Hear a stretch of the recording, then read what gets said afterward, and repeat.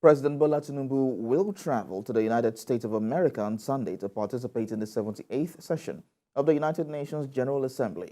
Economic diplomacy will top the agenda for Nigeria's president as it prioritizes efforts to attract more investments that will grow Nigeria's economy.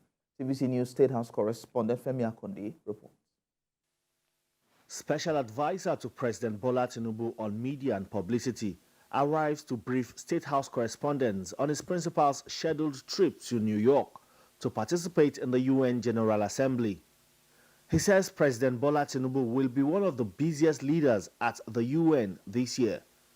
The president will actively take part in the General Assembly debates, the UN Summit on SDGs, and the UN Secretary-General Climate Ambition Summit.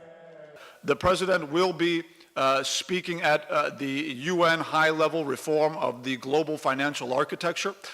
This is a sequel to the engagement Mr. President had in Paris. It will essentially allow our president to lay out his vision for a fairer international financial system that does not any longer leave out developing countries from the decision-making table. This trip to the UN comes just after a recent outing at the G20 summit in India, where President Bola Tinubu was able to attract investments worth more than $14 billion to Nigeria.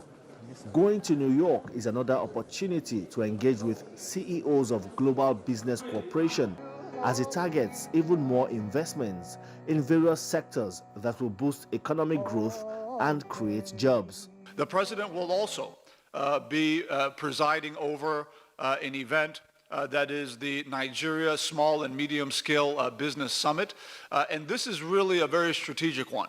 There is already a lineup of meetings with world leaders that are strategic in strengthening bilateral relations with Nigeria.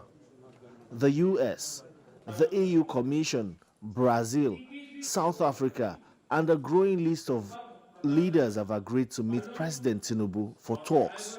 His Excellency Mr. President's schedule of bilateral meetings. The President, again, focusing in on his economic development diplomacy, will be having investment at the front and center of his conversations with his counterparts around the world.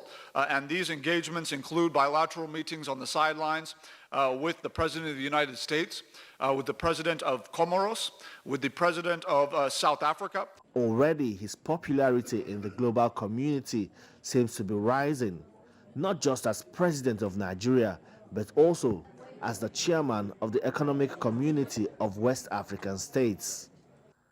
Femi Akonde, TVC News, Abuja.